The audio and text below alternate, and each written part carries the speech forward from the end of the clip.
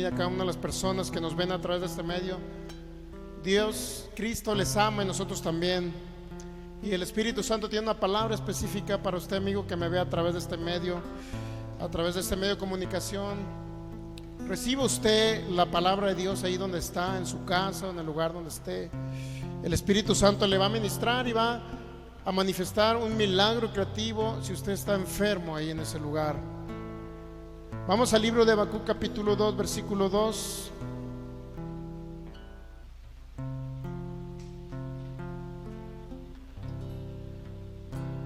Y dice así la palabra en el nombre de nuestro Señor Jesucristo. El Señor me respondió y dijo: escribe la visión, declárala en tablas para que corra el que leyere en ella. Aunque la visión tarda aún por un tiempo más, se apresura hacia su fin y no mentirá. Aunque tardare, espéralo, porque sin duda vendrá y no tardará. He aquí que aquel cuya alma no es recta se enorgullece, mas el justo por su fe vivirá. Vamos a darle gracias al Señor en esta mañana. Padre, te damos gracias por tu fidelidad y por tu amor. Gracias por tu bondad. Gracias porque has sido bueno y siempre permanecerás siendo bueno. Gracias porque nos has librado de la muerte, de la enfermedad, de la pobreza. Gracias porque has suplido todo lo que nos falta conforme a tus riquezas en gloria en Cristo Jesús. Hoy desatamos espíritu de revelación, de sabiduría, según Efesios 1:17, para que se alumbren los ojos de nuestro entendimiento y podamos comprender cuál es nuestra herencia en los santos en Cristo Jesús. Te damos gracias, Señor. Declaramos que tenemos la mente de Cristo, porque somos el cuerpo de Cristo aquí en la tierra, en operación en el nombre de Jesús. Que pensamos, hablamos y actuamos como Cristo en el nombre de Jesús. Creemos que oímos la voz del Espíritu Santo, así como Cristo le escuchó. Y te damos gracias, Espíritu de Dios. La sabiduría de Proverbios 3 y 8 las llamamos a manifestación en cada creyente, en cada oyente en esta mañana. Creemos que eres tú el que nos habla, Espíritu Santo, en esta mañana. Que eres tú el que usas mis pensamientos y mi boca para hablar, para bendecir a pueblos, naciones, en el nombre de Jesús. Para bendecir a tus hijos que nos van a ver a través de estos medios, Señor. Que seas tú, Espíritu Santo, a través de mí, menos de mí, Señor, sino seas tú a través de mí. En el nombre de Jesús declaro que mientras enseñamos tu palabra, tú extiendes tu mano de poder para hacer milagros creativos, para liberar al oprimido, al cautivo, Señor.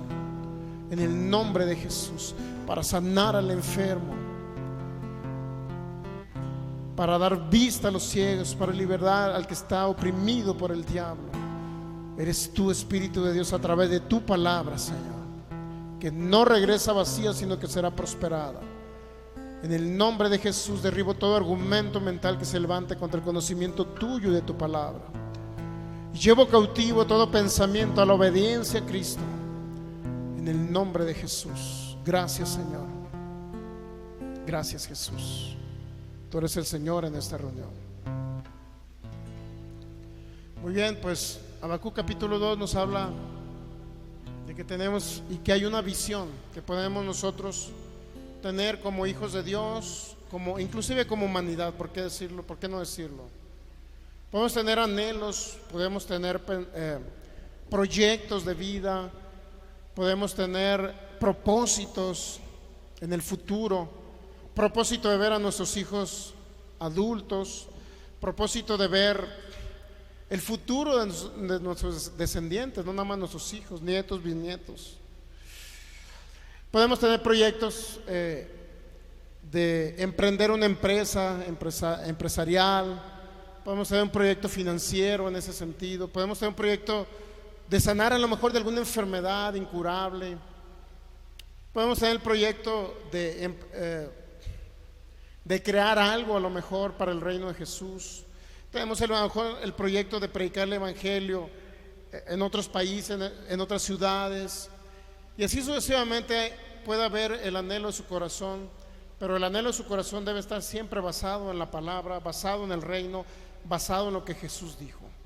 Y en Romanos capítulo 3 nos habla el libro de Romanos. El apóstol Pablo hace énfasis en dos leyes por las cuales se cumple toda visión, y es parte de la visión incluso de la ley de la fe. ¿Dónde está pues la jactancia? Romanos 3:27 queda excluida. ¿Por cuál ley? por la de las obras, y dice el apóstol Pablo, no, sino por la ley de la fe. Concluimos pues que el hombre es justificado por la fe sin las obras o los actos de la ley. Es importante entender todos estos principios. Nosotros somos justificados, es decir, declarados justos, declarados libres del infierno, declarados libres de la enfermedad, declarados libres de la pobreza solamente por la fe en Jesucristo. Si queremos cumplir rituales, si queremos cumplir mandamientos de la ley, bueno, fueron buenos los mandamientos y algunos de ellos se repiten en el Nuevo Testamento. Por ejemplo, hay mandamientos por ejemplo, no hurtarás, no robarás. En el Nuevo Testamento dice el apóstol Pablo que hagamos lo que es bueno con nuestras manos. El que hurtaba no hurte más, dice el apóstol Pablo. Es decir, hay algunas leyes morales del Antiguo Testamento que se retransmiten en el Nuevo Testamento, pero no con la finalidad de que cumplamos una ley, tenemos que hacerlo, sino con la finalidad de ser testimonios a las personas de que quiénes somos en Cristo Jesús.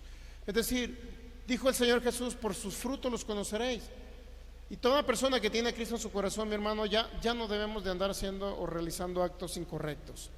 Si realizamos actos incorrectos, entonces necesitamos renovar la mente, que es a través de la palabra, para nosotros continuar dando un buen testimonio delante de las personas en Cristo Jesús, ¿ok?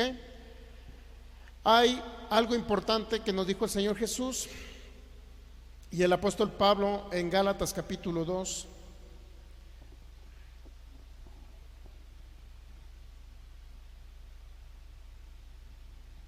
En Gálatas capítulo 2,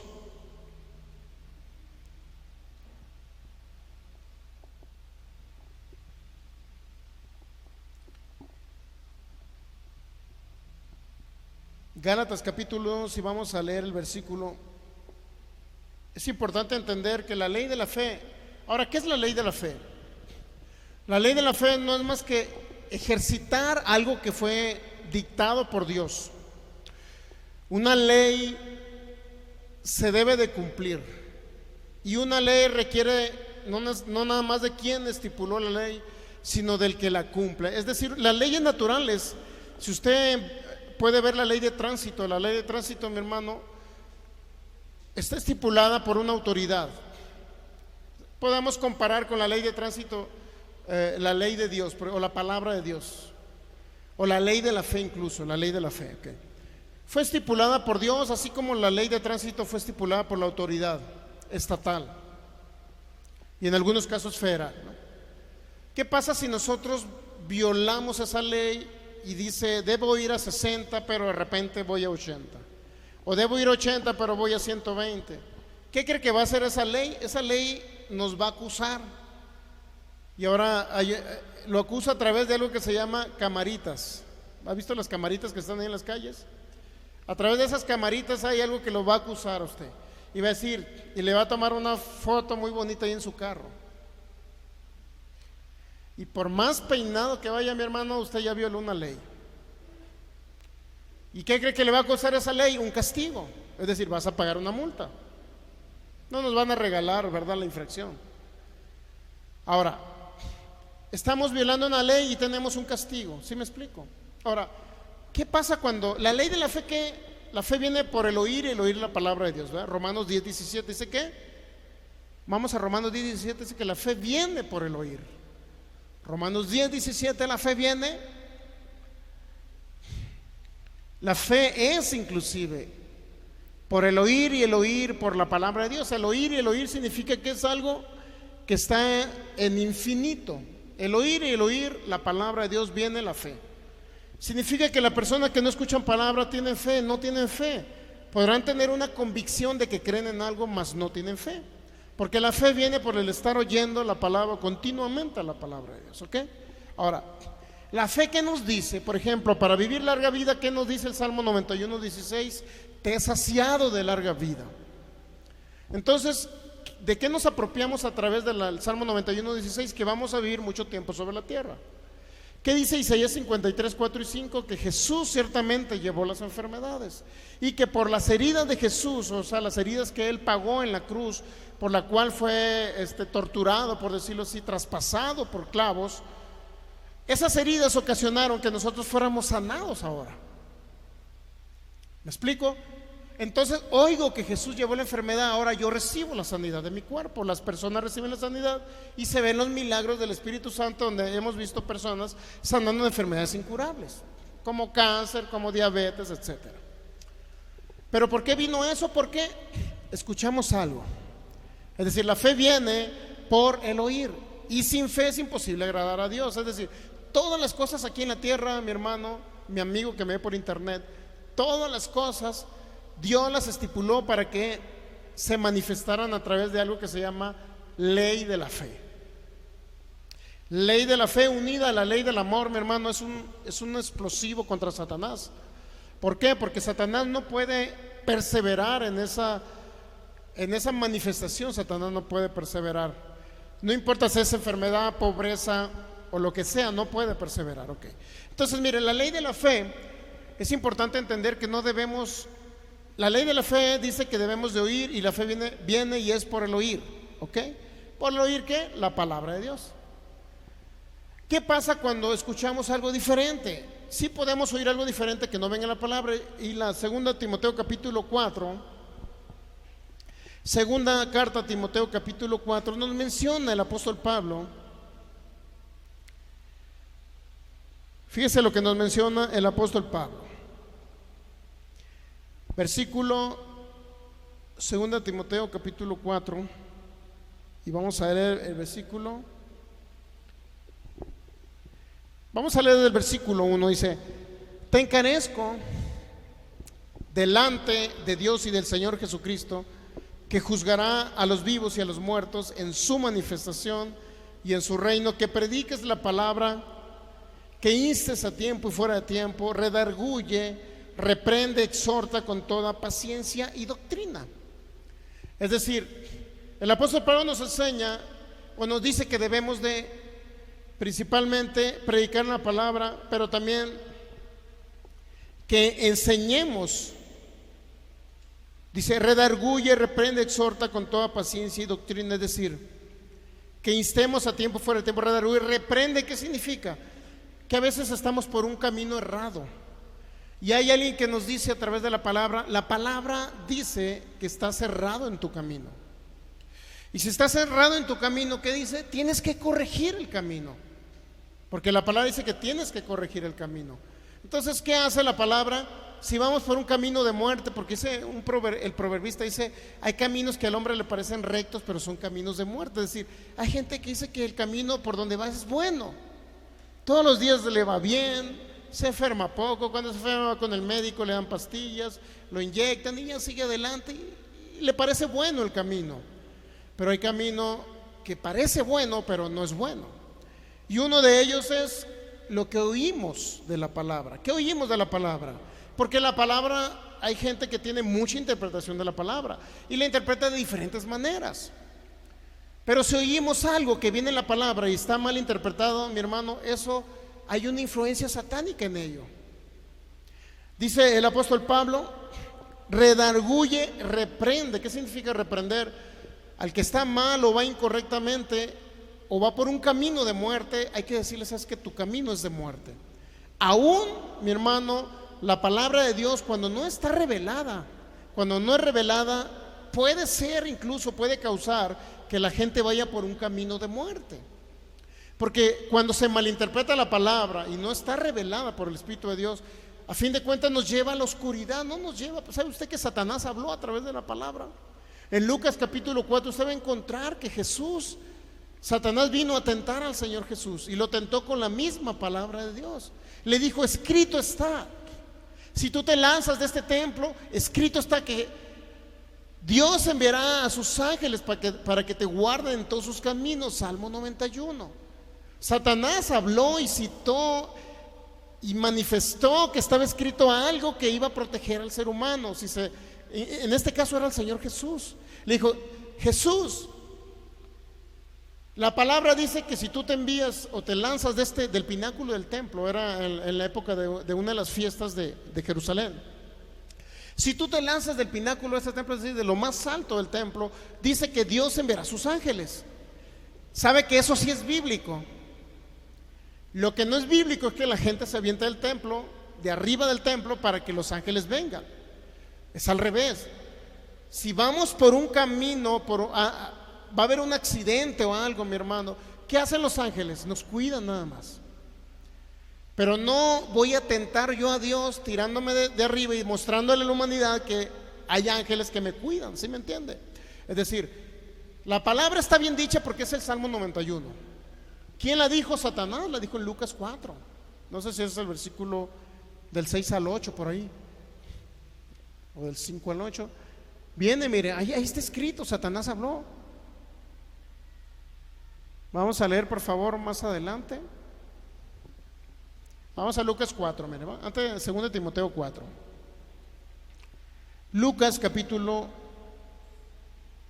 4.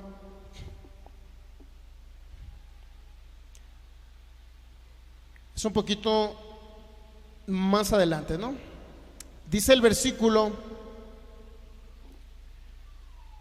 y le llevó a Jerusalén y le puso sobre el pináculo del templo y le dijo: si eres hijo de Dios, échate de aquí. Ahora, ¿quién estaba hablando ahí? Si eres hijo de Dios, ¿quién cree que estaba hablando? Satanás. Si eres hijo de Dios, dice, échate de aquí abajo, porque está escrito: a sus ángeles mandará cerca de ti que te guarden, y en las manos te sostendrán para que tu pie no tropiece con tu pie en piedra. Y luego, ¿qué le dijo el Señor Jesús? Le respondió con otro texto bíblico: dicho está, no tentarás al Señor tu Dios. ¿Cuántos saben que Satanás está hablando Biblia ahí? Por eso usted, mi hermano, lo que oye tiene mucho que ver aquí en la tierra. Son semillas que sembramos. Si oímos palabra revelada, no va a haber ni un problema. Si oímos palabra no revelada, a fin de cuentas va a causar que Satanás esté hablando a través. Puede ser un predicador, puede ser el más santo que usted haya conocido, puede ser una persona hasta que se le ve una aureola aquí arriba, pero si no le habla palabra revelada, mi hermano, Satanás puede utilizar un predicador para hablarle. ¿Ok? ¿Estamos de acuerdo ahí? Ahora, regresando a la segunda carta a Timoteo capítulo 4, que prediques la palabra, versículo 2, que predique la palabra, que inces a tiempo y fuera de tiempo, redarguye, reprende, exhorta con toda paciencia. Ahora, ¿por qué dice que inces a tiempo y fuera de tiempo? Porque cuando hablamos la palabra, mi hermano, podemos instar a alguien, es decir, convencer a alguien de la palabra, con la palabra de Dios. A tiempo. ¿A tiempo qué significa? Antes de que suceda algo malo. Y fuera de tiempo, pues ya es cuando ya vino la catástrofe, la situación complicada, y bueno, hay que llevarle la palabra también. ¿Sí me entiende? Entonces, pero ¿cuántos saben que es mejor la palabra a tiempo? ¿Cuán buena es la palabra a su tiempo? Es decir, antes de que vengan las situaciones difíciles, antes de que venga el ataque de Satanás, siempre la palabra va a ser buena antes de tiempo. ¿Qué estamos de acuerdo ahí? Porque fuera de tiempo es cuando ya vino la situación, ya vino el ataque satánico, ya la enfermedad está ahí. Bueno, ahora hay que ministrarle el poder sanador. Pero qué mejor sería que la palabra siempre fuera a tiempo y la gente la recibiera a tiempo y no después de tiempo. Hay personas que entienden hasta que vienen los trastazos.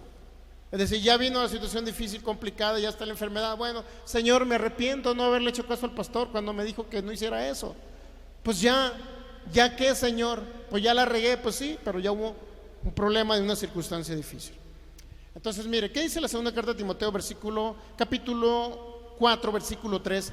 Porque vendrá tiempo cuando no sufrirán la sana doctrina, sino que teniendo comezón de oír, se amontonarán maestros conforme a sus propias malos deseos o concupiscencias. Es lo mismo. Malos deseos o concupiscencias es lo mismo. Dice, vendrá tiempo cuando no sufrirán la sana doctrina. Si hay sana doctrina, significa que hay una doctrina enferma. Enferma, ¿qué significa? Tergiversada, volteada, trastornada, como usted le quiera llamar. Sí hay doctrina trastornada. Hay doctrina trastornada.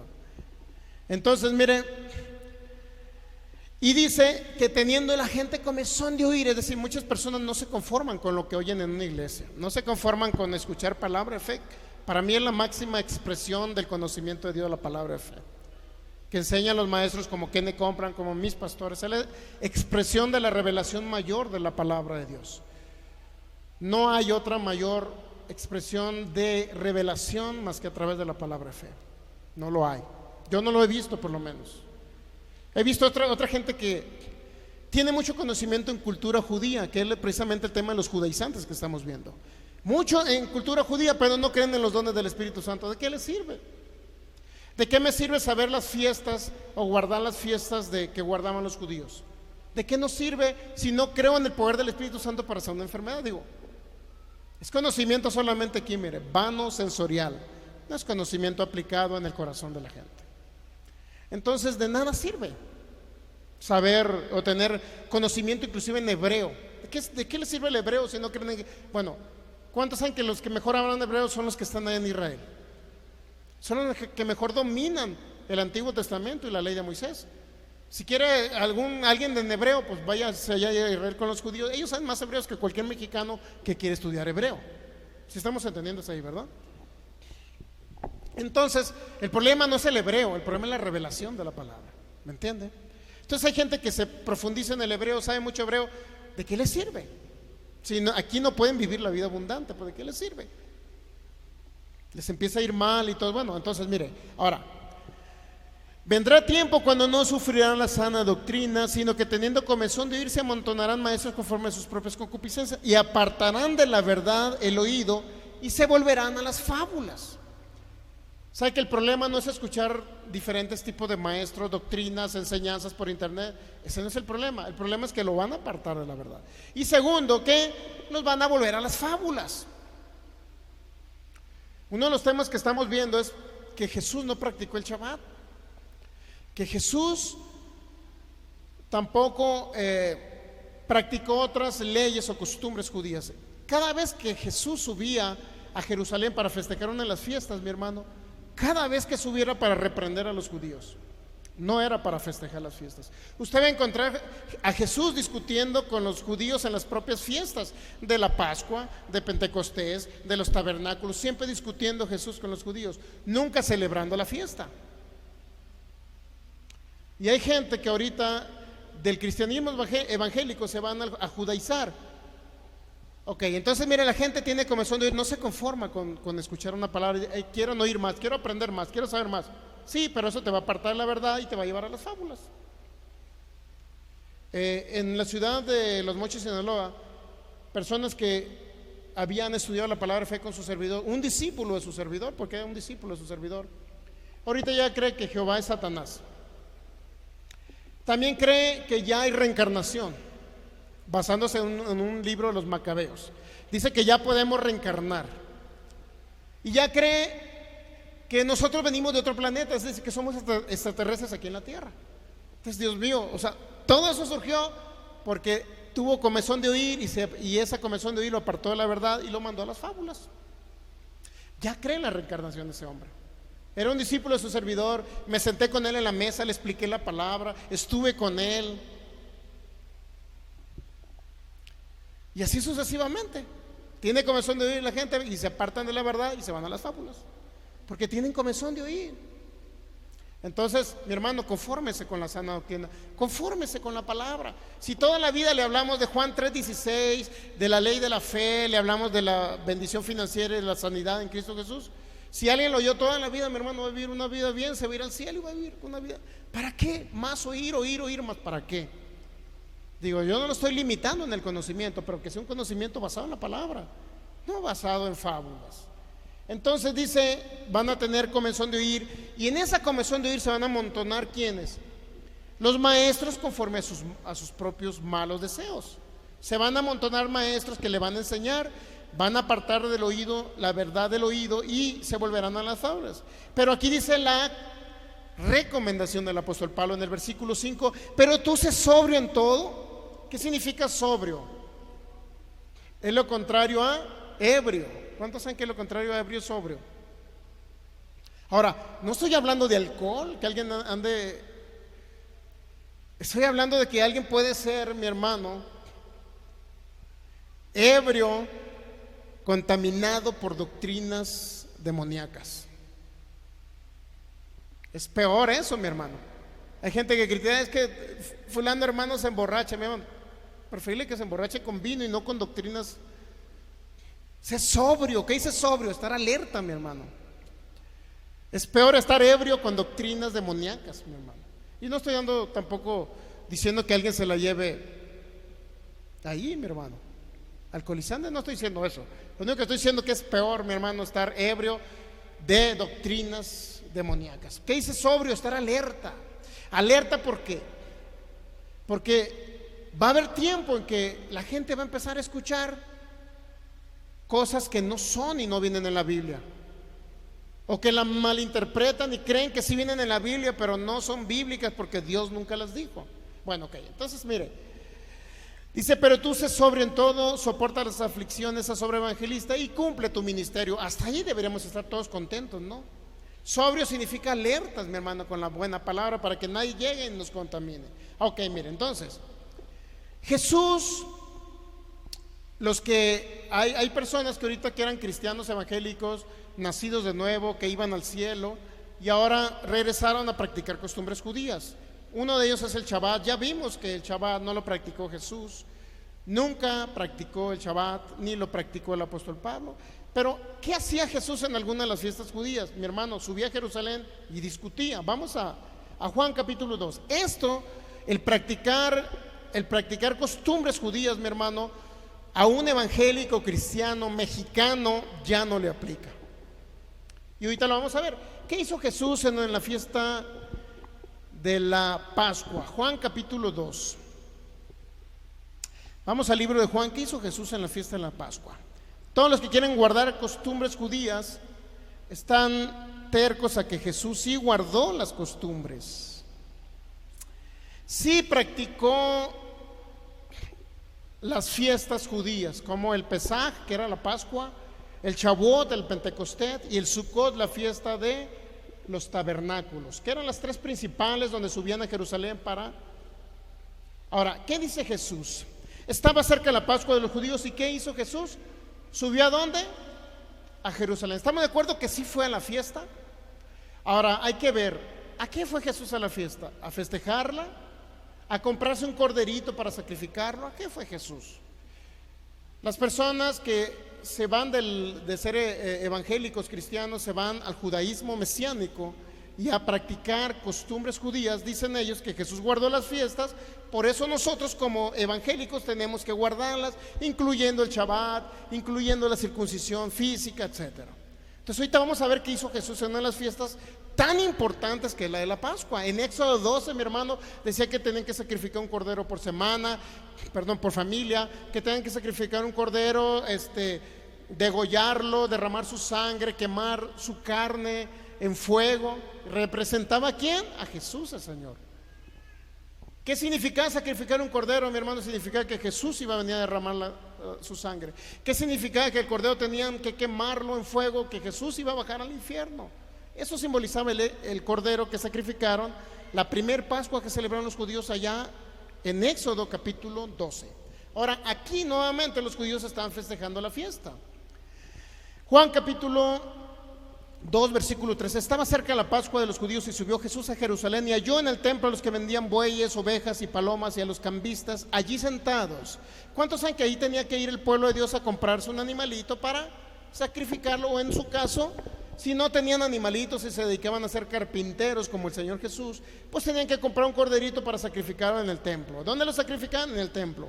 Antiguo Testamento, ¿dónde lo sacrificaban? Lo sacrificaban cuando andaban 40 años en el desierto, en el tabernáculo que se iba moviendo el lugar, ahí sacrificaban los corderos. Después, cuando ya se construyó el templo de Salomón en Jerusalén, subían a Jerusalén para sacrificar los corderos. Entonces, mire, estaba cerca la Pascua de los judíos y subió Jesús a Jerusalén y halló en el templo los que vendían bueyes, ovejas, palomas, a los cambistas ahí sentados, y haciendo un azote de cuerdas echó fuera del templo a todos, a las ovejas y a los bueyes, se esparció las monedas de los cambistas y volcó las mesas. Jesús, ¿por qué hiciste eso, Señor? ¿Que no tenía que ir a guardar la fiesta y a sacrificar los corderos? Digo, eso es lo que hacían los judíos, ¿no? ¿Que no era lo más común que el Señor Jesús hubiera hecho? Señor Jesús, eres carpintero, no tienes corderitos, bueno, cómprate uno, Jesús. Ahora, ¿qué hizo Jesús? ¿Qué hizo el Señor? Agarró un azote y ¿sabe qué? A todos los echó fuera. Y dijo a los que vendían palomas, versículo 16: quitad de aquí esto y no hagan de la casa de mi padre una casa de mercado. Entonces se acordaron sus discípulos que está escrito: el celo de tu casa me consume. Y los judíos respondieron y le dijeron: ¿qué señal nos muestras ya que haces esto? Respondiendo Jesús le dijo: destruyan ese templo y en 3 días lo levantaré. Qué impresionante. Jesús ya fue a discutir con los judíos. Jesús fue a quitarle la costumbre de sacrificar animalitos. Si era la Pascua de los judíos, ¿por qué, Jesús, no fuiste a sacrificar un cordero? ¿Por qué volteaste las mesas, corriste toda la bola de mercaderes? ¿Por qué hizo eso Jesús? ¿Que no tenía que llegar tranquilamente a sacrificar un cordero? Aquí viene, mi hermano, el simbolismo. ¿Por qué no lo hizo Jesús? Porque aquí vino a decirles: todos estos sacrificios me representan a mí. Y aquí está, mire: si destruyes el templo, ¿qué dijo? Dijo a los que vendían a las palomas: quitad de aquí esto y no hagan de la casa de mi padre una casa de mercado. Entonces se acordaron sus discípulos que está escrito: el celo de tu casa me consume, versículo 18. Y los judíos respondieron y le dijeron: ¿qué señal nos muestras de esto que haces tú? ¿Qué señal nos muestras, Jesús? ¿Qué le dijo Jesús? Destruyan ese templo y en 3 días lo levantaré. ¿A quién cree que se estaba refiriendo? Iban al templo de Salomón a sacrificar animalitos. Y ahora, ¿quién cree, de qué templo cree que se estaba refiriendo Jesús? De su propio cuerpo. ¿Cuánto?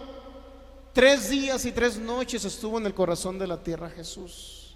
3 días y 3 noches estuvo su cuerpo en una tumba con una piedra encima, mi hermano.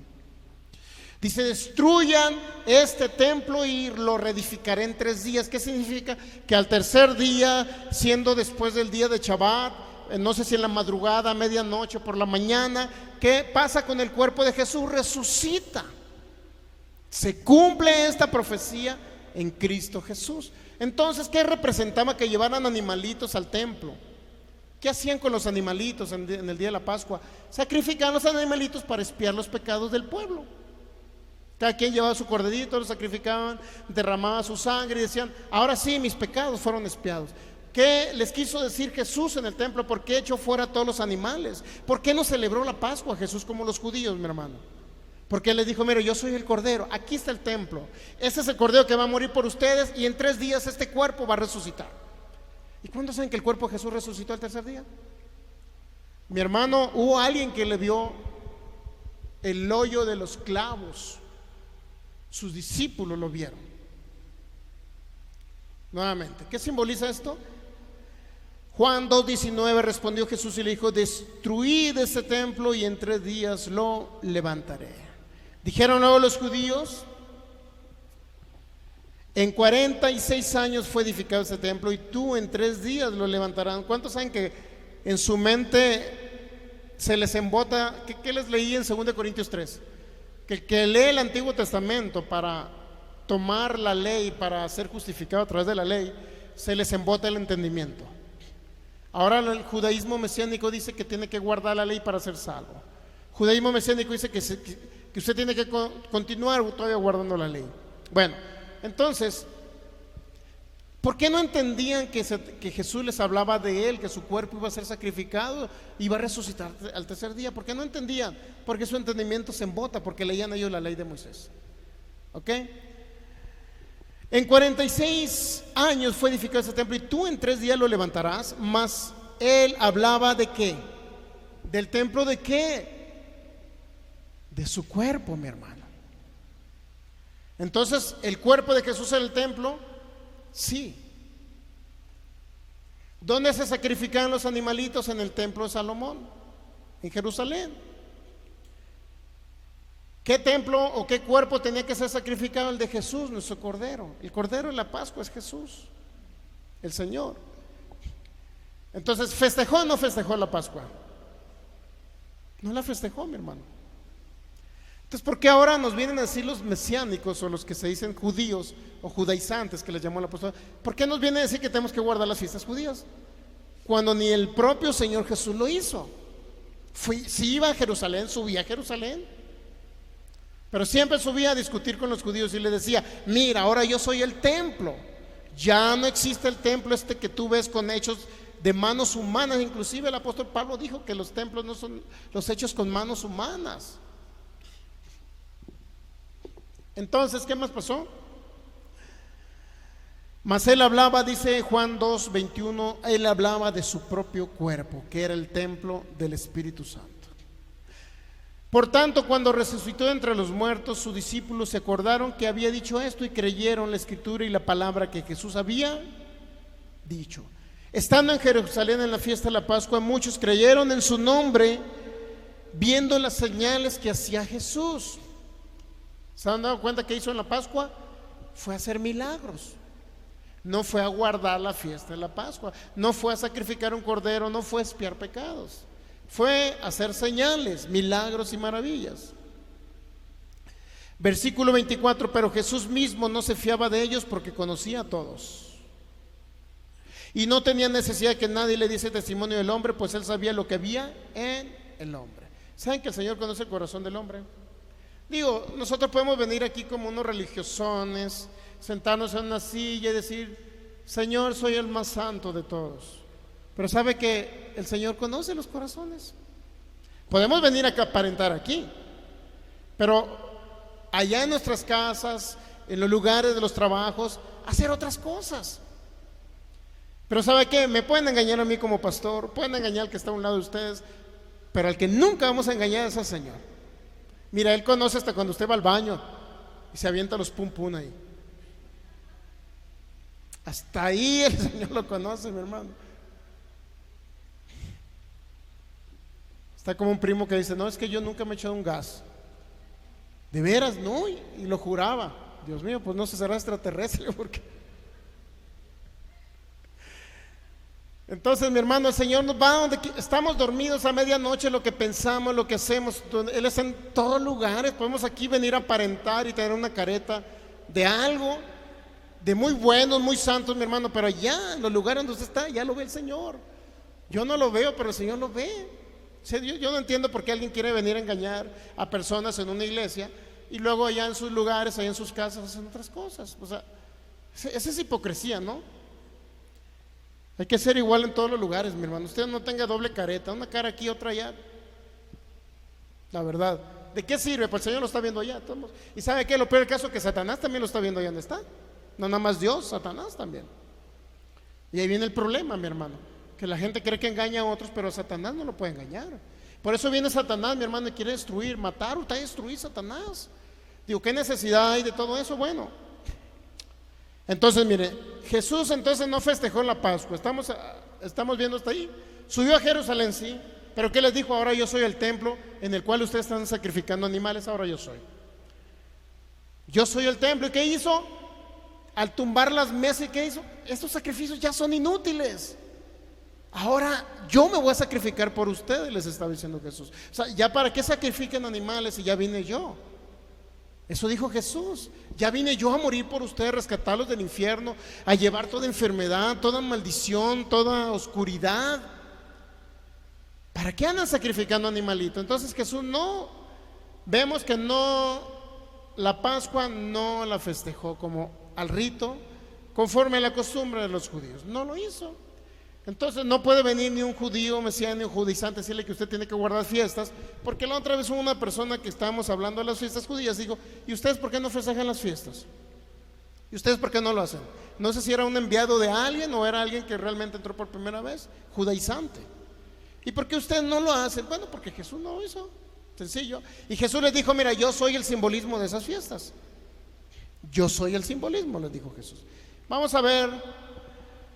Hasta ahí podemos ver que nadie nos puede engañar y decirnos que tenemos que regresar al judaísmo, a ser judaizantes y volver otra vez a guardar fiesta de los judíos. Ya no tenemos que hacerlo. Como evangélico cristiano usted no lo tiene que hacer. Como hijo de Dios usted no lo tiene que hacer. Nadie nos puede decir que tenemos que guardar las fiestas. Nadie me puede decir que me tengo que encerrar en Shabbat, en sábado o en séptimo día.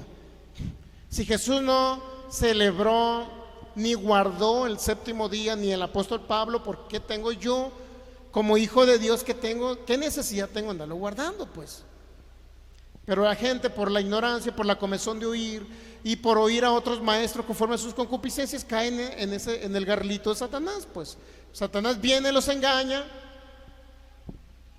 Pero bueno, cada quien debe tener la mente que hizo para entender eso. Y el que no lo entienda es porque de plano, mi hermano, hemos hablado de este tema.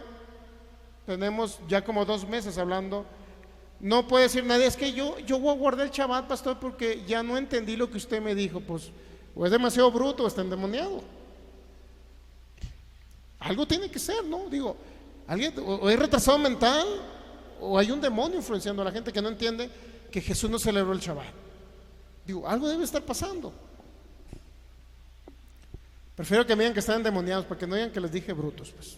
No, la gente que no ve puede entenderlo, dice, el pastor le dice bruto a todos. No, yo no estoy diciendo que todos son brutos. Yo digo que los evangélicos que se van a judaizar son brutos. Pero como usted es inteligente, pues usted no es bruto, ¿verdad? ¿Verdad que no? ¿Hasta ahí vamos bien? Ok. Juan capítulo 5. Juan capítulo 5.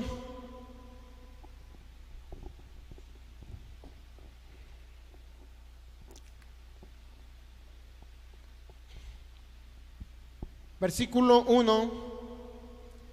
Aquí vamos a ver una fiesta de Pentecostés que estaban celebrando. Después de estas cosas había una fiesta de los judíos y subió Jesús a Jerusalén. La mayoría de los eruditos coincide que es la fiesta de Pentecostés. ¿Cuándo se celebra la fiesta de Pentecostés? 50 días o 7 semanas después de la Pascua. Venía la Pascua por ahí entre los primeros finales de marzo, principios de abril. Venía la Pascua, luego venían 50 o 7 semanas después, 50 días, y se le denominaba Pentecostés. ¿Qué era la fiesta de Pentecostés? ¿Qué se celebraba en Pentecostés? ¿Qué celebraban los judíos? Celebraban primeramente la entrega de los 10 mandamientos en el monte Sinaí, primer lugar. ¿Qué también celebraban los judíos? Era la fiesta donde ofrecían a Dios la ofrenda de los primeros productos de la cosecha de esa temporada. Y celebraban el Pentecostés dándole gracias a Dios porque les había suplido sus necesidades, porque su fruto había sido abundante, porque habían podido lograr que ni las plagas ni nada pudieran haber dañado esa cosecha. Y llevaban las primicias de sus frutos, de los frutos que están ya maduros de esa cosecha, y las llevaban y festejaban en Pentecostés. Pero más que eso, celebraban de que a Moisés se le dieron los 10 mandamientos en el Sinaí. Esa era la fiesta de Pentecostés que celebraban los judíos. Y también celebraban, bueno, ahorita vamos a hacer la otra fiesta, ¿no? Levítico 23, versículo 15. Aquí viene la fiesta de Pentecostés. Levítico 23, del 15 al 16.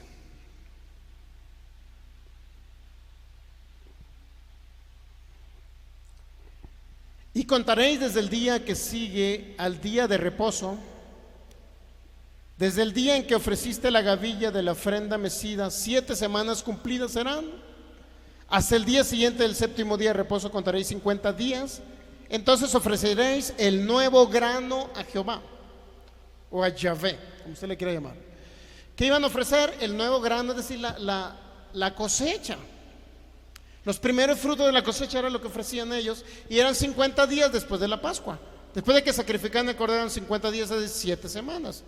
7 por 7, 49. No sé por qué dicen 50 días y luego 7 semanas. Bueno, conforme al calendario judío eran 50 días. Iban a ofrecer el grano, el fruto, etc. Ahora, ¿qué hizo Jesús según Juan capítulo 5? Señor Jesús, ¿qué hiciste en esa fiesta? Versículo 1. Libro de San Juan capítulo 5, versículo 1. Después de estas cosas había una fiesta de los judíos y subió Jesús a Jerusalén. Y ahí en Jerusalén, cerca de la puerta de las ovejas, un estanque llamado en hebreo Betesda, el cual tiene 5 pórticos. En estos yacía una multitud de enfermos, ciegos, cojos, paralíticos que esperaban el movimiento del agua, porque un ángel descendía de tiempo en tiempo al estanque, agitaba el agua, y el primero que descendía al estanque después del movimiento del agua quedaba sano de cualquier enfermedad. Y había allí un hombre que hacía 38 años que estaba. ¿Qué hizo este hombre? 38 años paralítico, mi hermano, enfermo. Cuando Jesús lo vio, dice el versículo 6, acostado, y supo que llevaba ya mucho tiempo así, le dijo: ¿quieres ser sano? Señor, le respondió el enfermo, no tengo quien me meta en el estanque cuando se agita el agua, y entre tanto que yo voy, otro desciende antes que yo. Realmente era un mito judío eso del estanque, para que usted me entienda. Jesús le dijo: levántate, toma tu lecho y anda. Y al instante que el hombre fue sanado y tomó su lecho y anduvo, y era día de reposo aquel día. ¿Qué día de reposo era? No era séptimo día, era un reposo especial por el día o por la fiesta, que también le llamaban fiesta de las semanas, o también fiesta de Pentecostés. Es decir, era un Shabbat o un festejo de un Shabbat, de día de descanso anual, no semanal. ¿Okay? Versículo 10. Entonces los judíos dijeron a aquel que había sido sanado: es día de reposo, ¿no te es lícito llevar tu lecho? Él le respondió: el que me sanó, él mismo me dijo: toma tu lecho y anda. Entonces le preguntaron: ¿quién es el que te dijo toma tu lecho y anda? Y el que había sido sanado no sabía quién fuese, porque Jesús se había apartado de la gente que estaba en aquel lugar. Después le halló Jesús en el templo y le dijo: ¿dónde le miró Jesús? En el templo. ¿Estamos de acuerdo ahí? En el templo. Ahí era donde llevaban y ofrecían los primeros frutos de la tierra, y también ofrecían corderitos, porque también en Pentecostés también ofrecían corderos. Dice por ahí, cuando tenga oportunidad lo puede leer en Deuteronomio 16 del 8 al 12, usted lo puede leer. Bueno, si leemos de Deuteronomio, por favor, 16 del 8 al 12.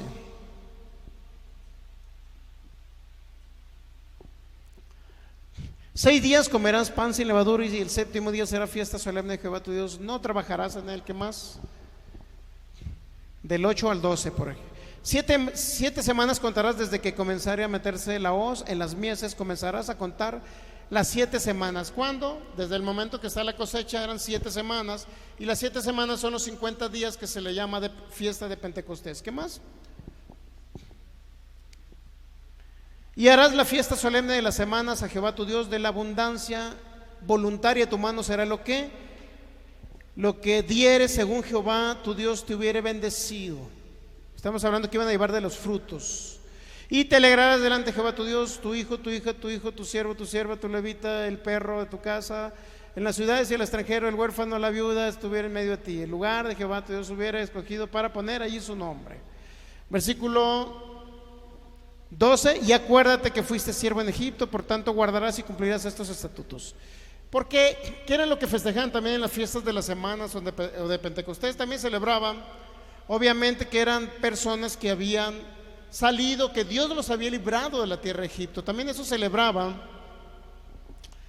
Esta festividad ponía término básicamente a todas las fiestas se llamaban fiestas agrícolas, para que usted me entienda. Agrícolas.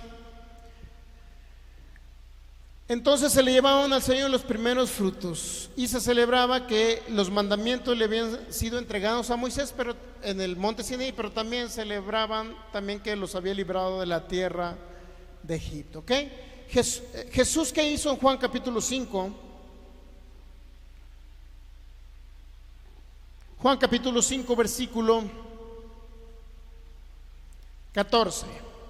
Después le halló Jesús en el templo y le dijo: mira, has sido sanado, no peques más para que no te venga alguna cosa peor. El hombre se fue y dio aviso a los judíos que Jesús era el que le había sanado, y por esta causa los judíos perseguían a Jesús y procuraban matarle, porque hacía estas cosas ¿en qué? En día de reposo. Es decir, en el propio día, mi hermano, que iban a ofrecer las primicias, Jesús andaba sanando a los enfermos. Y luego dijo el versículo 17: Jesús le respondió: mi padre hasta ahora trabaja y yo trabajo. Por esto los judíos aún más procuraban matarle, porque no solo quebrantaba el día de reposo, sino que también decía que Dios era su propio padre, haciéndose igual a Dios. ¿Cuántos saben que Jesús estaba en una discusión con los judíos ahí? ¿Qué le dijo Jesús? Mi padre trabaja y hasta ahora yo también trabajo. Ustedes pueden ver que no va a celebrar la fiesta. ¿Llevaría frutos Jesús? No, mi hermano, él iba a decirles a los judíos que era su padre el que había hecho ese milagro, que era su Padre ahora en Jesús, que era su Padre haciendo las obras a través de él. Era lo único que iba a hacer en las fiestas, que era discusión con judíos. Nuevamente, versículo 18. Por esto los judíos aún más procuraban matarle, porque no solo quebrantaba el día de reposo, sino que también decía que Dios era su propio Padre, haciéndose igual a Dios. ¿Qué era lo que hacía Jesús? Quebrantaba el día de reposo. ¿Sabía que usted que era un Shabbat o un día de reposo anual que hacían a causa de la fiesta de Pentecostés? Un Shabbat anual hacían. Es decir, era un día en que no se tenía que trabajar, y Jesús, ¿qué hacía? Trabajaba. Liberaba a los oprimidos, sanaba a los enfermos. En ese caso, ¿quién era? Un hombre paralítico, mi hermano. Y en el propio día que según tenía que reposar, es decir, guardar ese día representaba guardar la fiesta de Pentecostés, y Jesús no lo hizo. Ahora, mire, versículo 19, respondió entonces Jesús y le dijo: de cierto digo, no puede el Hijo hacer nada por sí mismo, sino lo que ve hacer al Padre. Porque todo lo que el Padre hace, también lo hace el Hijo igualmente, porque el Padre ama al Hijo y le muestra todas las cosas que él hace, y mayores obras que ésta le mostrará, de modo que ustedes se maravillen. Porque como el Padre levanta a los muertos y les da vida, así también el Hijo a los que quiere da vida. Porque el Padre a nadie juzga, sino que todo el juicio dio al Hijo, para que todos honren al Hijo como honran al Padre. El que no honra al Hijo no puede honrar al Padre. ¿Sabía que era un continuo enfrentamiento con los judíos? Era un continuo enfrentamiento con los judíos. Ahora, versículo 25. De cierto digo que viene la hora, y ahora es, cuando los muertos oirán la voz del Hijo de Dios, y los que oyeren vivirán. El Padre, porque como el Padre tiene vida en sí mismo, así también lo da al Hijo, y también le dio autoridad de hacer juicio, por cuanto es el Hijo del hombre.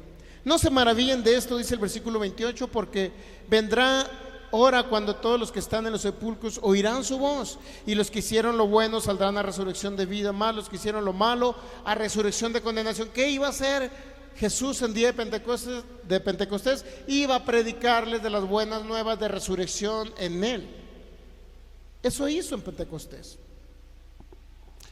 Versículo 30. No puedo hacer yo nada por mí mismo, sino según oigo, así juzgo, y mi juicio es justo, porque no busco mi voluntad, sino la voluntad del que me vio, la del Padre. Entonces podemos ver que Jesús iba a predicarles en las fiestas de Pentecostés. Sí es cierto que subía a Jerusalén, pero iba ¿a qué? A predicarles de las buenas nuevas, que había resurrección de los muertos en él. Todo el que viene a Cristo Jesús sabe que resucita de entre los muertos espirituales. La persona sin Cristo, mi hermano, hay muerte espiritual aquí en su corazón. ¿Y sabe que donde va un muerto espiritual? Va al infierno. Por eso es necesario reconocer a Jesús como Señor y Salvador.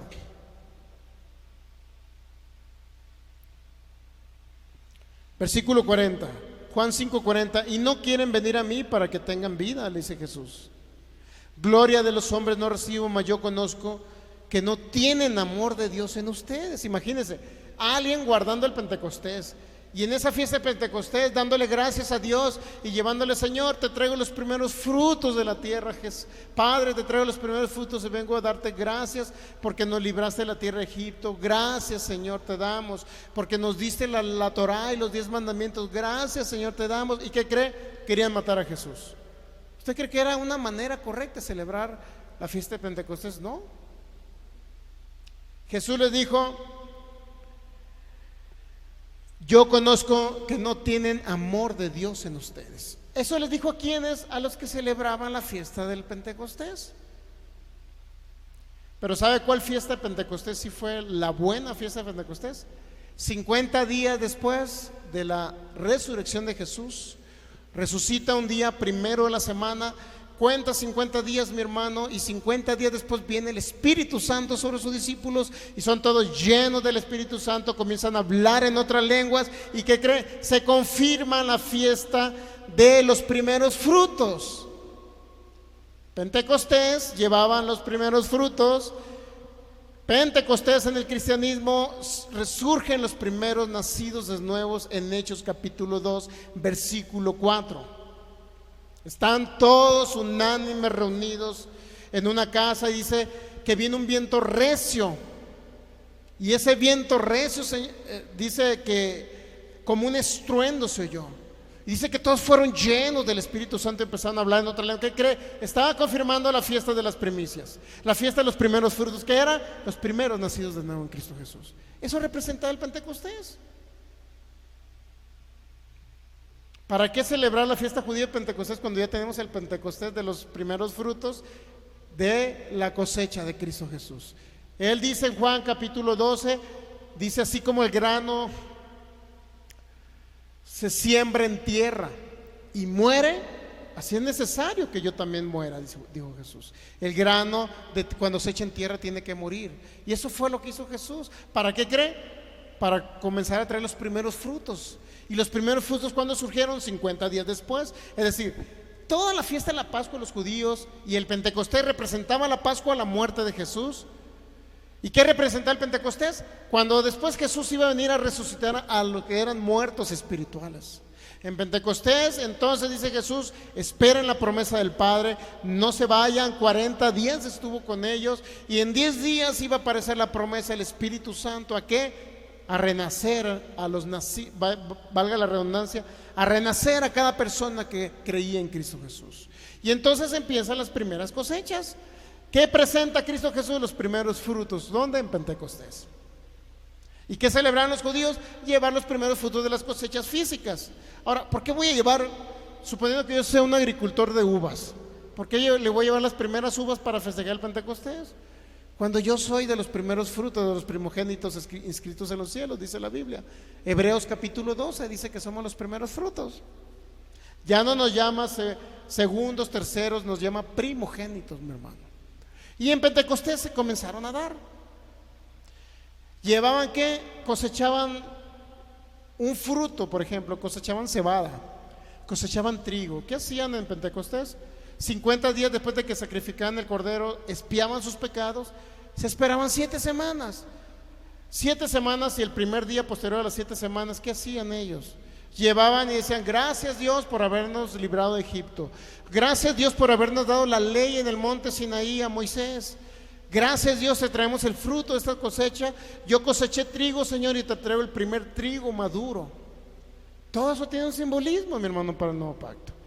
Cristo Jesús muere en Pesaje, en Pascua. 50 días después nacen los primeros frutos, que son los primeros creyentes de Jesús, nacidos de nuevo.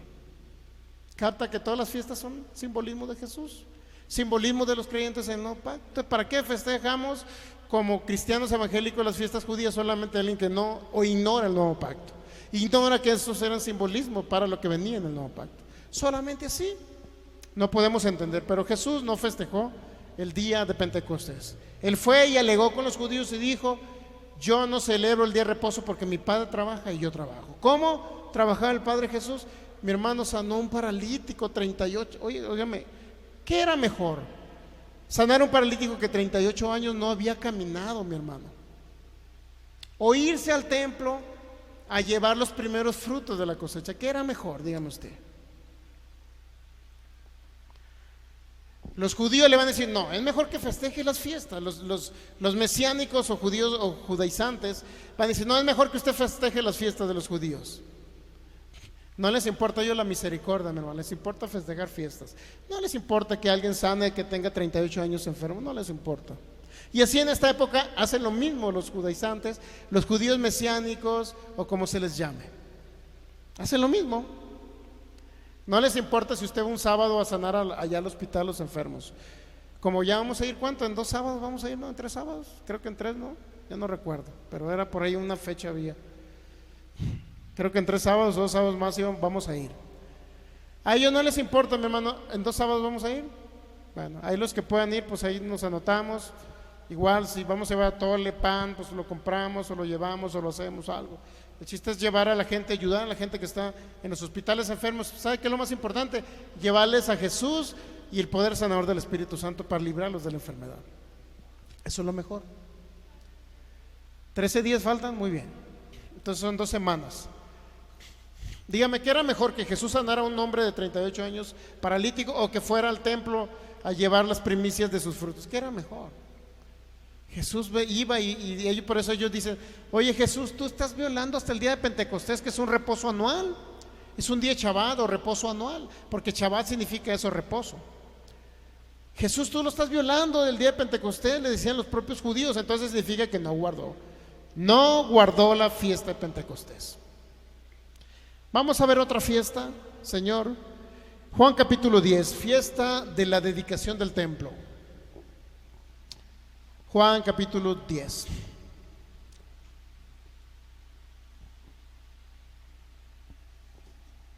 ¿Sabe qué representa la fiesta de la dedicación del templo? Se llama también fiesta de Hanukkah. Y esta se comenzó a celebrar 400 años antes de Cristo. ¿Cuál fue el problema por lo cual se comenzó a festejar? ¿O qué fue lo que hizo? Un hombre llamado Antíoco Epífanes, que era un gobernador griego, profanó el templo de Jerusalén. ¿Y sabe qué hizo? Como los judíos, los animales inmundos no los utilizaban para hacer sus sacrificios, nada más corderitos, algunos becerros. Pero ¿sabe qué hizo este hombre Antíoco Epífanes? Era un gobernador griego, llegó al templo de los judíos y agarró un cerdo. ¿Y qué cree? Ahí mismo lo degolló y ahí mismo lo quemó. Entonces para los judíos era una abominación. ¿Qué hicieron los judíos? ¿Sabes qué? Ya vino a profanar el templo. Hay que entonces limpiarlo nuevamente el templo. Hay que santificarlo, purificar al templo. Entonces estos hombres, este hombre Epífanes hizo eso. Entonces, ¿qué se dedica en esa fiesta o qué se celebra? Se celebra la rededicación del templo o la santificación del templo después de que fue profanado por ese gobernador griego 400 años o 300 años antes de Cristo. Cuando Alejandro Magno conquistó todo lo que viene siendo el Medio Oriente y todos los países de Alejandro Magno, no sé si lo he escuchado, un gobernador griego. Entonces Epífanes, Antíoco, creo que fue posterior a Alejandro Magno. El caso es que entró al templo los judíos y no les gusta sacrificar cerdos. Bueno, órale, vamos a sacrificar un cerdo y quemémoslo, para burlarse de los judíos. Eso viene en historia de los macabeos. Eso no viene regularmente en las Biblias normales, pero usted lo va a encontrar por ahí en Primera Macabeos capítulo 4, versículo 36 al 54, Segunda de Macabeos capítulo 10, versículo del 1 al 9 y Primera Macabeos capítulo 4, versículo 59. Usted va a encontrar ese tipo de lo que se realizó y lo que hicieron los judíos para santificar el templo. Son libros que se le denominan como apócrifos. Realmente los judíos lo consideran libros históricos. Por eso algunas traducciones de las Biblias, como la Septuaginta, traen esos libros. Usted los puede leer como históricos, más no como una revelación para que diga que ahora va a ser salvo a través de leer esos libros. ¿Estamos entendidos ahí? Usted puede encontrar esta festividad pues en el libro de los Macabeos. No viene en la Biblia, en las Biblias que regularmente traen otras traducciones, no vienen. Entonces Juan capítulo 10, versículo 22. Celébrase en Jerusalén la fiesta de la dedicación. Y lo que dice era en invierno. Estamos hablando por ahí entre octubre y noviembre era esta fiesta. La fiesta de la dedicación del templo, donde el templo nuevamente fue dedicado a Dios porque fue profanado por este hombre o gobernador griego llamado Antíoco Epífanes. Celébrase en Jerusalén la fiesta de la dedicación, era invierno, dice el versículo 22, Juan 10, 22, y Jesús andaba en el templo por el pórtico de Salomón, y le rodearon los judíos y le dijeron: ¿hasta cuándo nos turbas el alma? Si tú eres el Cristo, dínoslo abiertamente. Jesús le respondió: os lo he dicho y no creen. Las obras que yo hago en nombre de mi Padre, ellas dan testimonio de mí, pero vosotros no creen porque no son mis ovejas, como os he dicho. Mis ovejas oyen mi voz y yo las conozco y me siguen, y yo les doy vida eterna y no perecerán jamás, ni nadie las arrebatará de mi mano. Mi Padre que me las dio es mayor que todos y nadie las puede arrebatar de mi mano, de la mano de mi Padre. Yo y el Padre uno somos. Imagínense, son palabras fuertísimas dichas en la época o en el tiempo que celebraban el tiempo de la dedicación del templo. Una fiesta más donde Jesús estaba nuevamente en discusión con los judíos. ¿Iría a dedicar el templo? No, mi hermano. Nuevamente, como en la Pascua, les dijo: yo soy el templo, yo soy el templo, ya no vengan a ese templo, quiten las ovejas, ya no, el sacrificio de animales ya no lo pueden hacer. ¿Qué le dijo Jesús? Juan 10:30, yo y el Padre uno somos. Entonces los judíos volvieron a tomar piedras. ¿Para qué? Querían apedrear a Jesús. ¿Cuántos saben que querían apedrearlo? ¿Estamos de acuerdo? Mucho judío mesiánico ya apedreó a Jesús y lo hizo a un lado, porque ya el nombre Jesús ya no es bíblico. Para ellos dicen que es un nombre griego pagano que viene de la palabra Jesús y que significa aquí el caballo. Ellos dicen que ya Jesús ya no. Apedrearon ya a Jesús esos mesiánicos, ¿no? Porque ya no mencionan el nombre de Jesús. Para ellos es un nombre pagano. Y dice que cuando estamos diciendo Jesús, que estamos hablando como si le estuviéramos hablando a Zeus, que era un dios de los griegos. Imagínense hasta qué grado llega la ignorancia de estas personas. No entienden la transliteración, no entienden la gramática del hebreo al griego, no entienden. Que si bien es cierto, en hebreo era Yeshua con A, pero en el idioma griego pues tienen que ponerle una S, que viene siendo la letra, Michelle, sigma. En el griego la letra sigma, para un nombre masculino le tienen que agregar la S para que usted me entienda. No pueden dejarlo en A, porque na en griego es nombre femenino. Por eso Yeshua no podrían mencionar, pues dijeron Jesús, y le cambiaron a la S, que es la letra sigma en el griego, y nosotros le llamamos Jesús en español. Pero ellos dicen que significa el nombre de un demonio, inclusive el nombre de Jesús. Imagínense, ellos ya apedrearon a Jesús. Yo no entiendo cómo gente los está oyendo, o cómo gente cree las doctrinas esas de los mesiánicos, de los judíos. No entiendo. Pero bueno, ya ellos apedrearon a Jesús porque ya el nombre de Jesús ya no es bíblico. Dicen que es el nombre de un demonio. Imagínense hasta qué grado llega esta gente. Yo no veo más que una posesión demoníaca en ellos. Alguien que diga que Jesús no es el nombre de nuestro Señor que vino a morir hace 2000 años es una persona totalmente endemoniada. No le veo otra explicación, la verdad. No le veo otra explicación. Pero sí dijo el Señor Jesús. Sí dijo el Señor Jesús. Y es muy fuerte. Si usted lee en primera carta a los Corintios capítulo 12, el versículo 2, 3, que cualquiera que llama anatema a Jesús,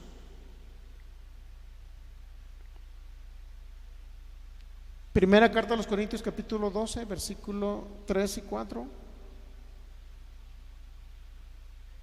o el 5, pero es la primera, ¿no?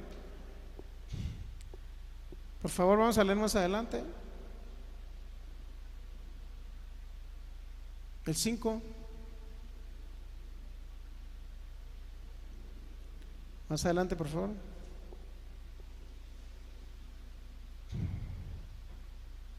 ¿Qué dice ahí?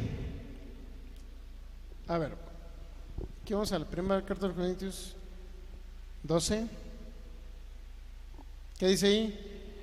El versículo 3: por tanto os hago saber que nadie que hable por el Espíritu de Dios llama anatema a Jesús. Estas personas están diciendo que el nombre Jesús es maldito, que pertenece a alguien, así como dicen los judíos. Los judíos, ¿qué dicen? Que el nombre Jesús es maldito. ¿Sí sabe que los judíos maldicen a Jesús? En el mentado libro llamado Talmud, las tradiciones orales, ellos maldicen a Jesús. Así los mesiánicos dicen que el nombre Jesús es un nombre maldito, que es un nombre de un demonio, y ellos llaman anatema a Jesús. Por eso dicen: por tanto os hago saber que nadie que hable por el Espíritu de Dios llama anatema a Jesús. Y nadie puede llamar a Jesús Señor sino por el Espíritu Santo. Si yo le llamo a Jesús Señor, es por el Espíritu Santo. Si alguien dice que el nombre Jesús es un nombre maldito, anatema, el nombre de un demonio o de un cerdo o de un caballo, como dicen ellos los judíos, ellos están llamando anatema a Jesús. Y si llaman anatema a Jesús, no lo están haciendo por el Espíritu Santo. Es tan sencillo como entender eso, ¿verdad? Es tan sencillo como entender eso. O sea, ¿qué andan haciendo con los judíos cuando ellos llaman anatema a Jesús? Dicen que el nombre de Jesús ya no es bíblico. Pero en el nombre de Jesús, mi hermano, hemos echado enfermedades fuera. En el nombre de Jesús hemos echado, y otras personas también han echado fuera demonios. Así que no puede venir alguien que sabe hebreo a decirme que el nombre de Jesús no funciona. Nadie puede venirme a decir. ¿Por qué? Porque el evangelio debe de tener manifestación de poder. Y si ellos mencionan el nombre de Yeshua, deberían de manifestar el poder, pero sabes que no lo manifiestan, lo peor del caso. Nada más pura aquí, mira, puro conocimiento sensorial, puro aquí. Y diles, echa fuera un demonio, a ver, échalo en el nombre de Yeshua. No lo echan, ¿por qué? Por conocimiento aquí, nada más aquí. Ok, entonces Jesús, ¿qué hizo en la fiesta de Juan capítulo 10? ¿Qué hizo Jesús? Juan capítulo 10, ¿en dónde nos quedamos? Versículo 26. Pero vosotros no creen porque no son de mis ovejas, como los he dicho. ¿Con quién estaba discutiendo Jesús?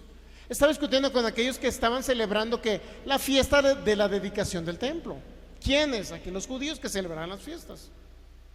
Pero a Jesús diciéndole a un judío que está celebrando una fiesta de dedicación, diciéndole, tú no eres de mi oveja. ¿Qué entendemos? Son palabras muy fuertes esas. Si un cristiano evangélico mexicano quiere regresar a la fiesta y celebrar la fiesta de la dedicación del templo, pero si Jesús a ellos les dijo que no eran de sus ovejas, ¿qué no entendéis? ¿Qué más claro? No son de mis ovejas ustedes que celebran la fiesta de la dedicación del templo, no son. O sea, es decir, el celebrar la fiesta no tiene nada que ver con irme al paraíso, al cielo. Yo me voy a través de Jesús. No me voy a través de celebrar una fiesta de dedicación del templo. ¿Estamos entendiendo ahí? ¿Por qué estamos profundizando en el Shabbat, mi hermano? Porque es la doctrina más fuerte de los judaizantes. Eso y la circuncisión es lo más fuerte. Creo que estamos agotando todo hasta el último recurso de conocimiento que nos ha dado el Espíritu Santo para dar a entender lo que Jesús dijo respecto a esas fiestas de los judíos. Si yo como cristiano lo tengo que guardar. Entonces, no son de mis ovejas ustedes, porque no creen. ¿Qué se necesita para ser oveja de Jesús? Creer en Jesús.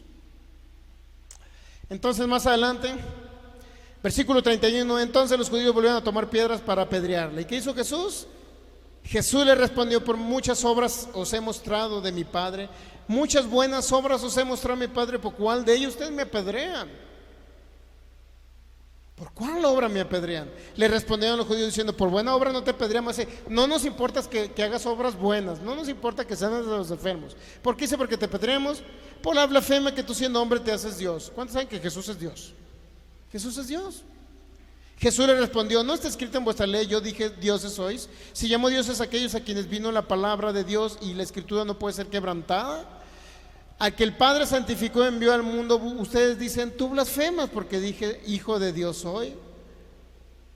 Si no hago las obras de mi Padre no me crean, mas si las hago aunque no me crean a mí, crean a las obras, para que conozcan y crean que el Padre está en mí y yo en el Padre, tan sencillo como eso. Ahora, ¿qué dice el versículo 39? Procuraban otra vez prenderle, pero él, ¿qué dice?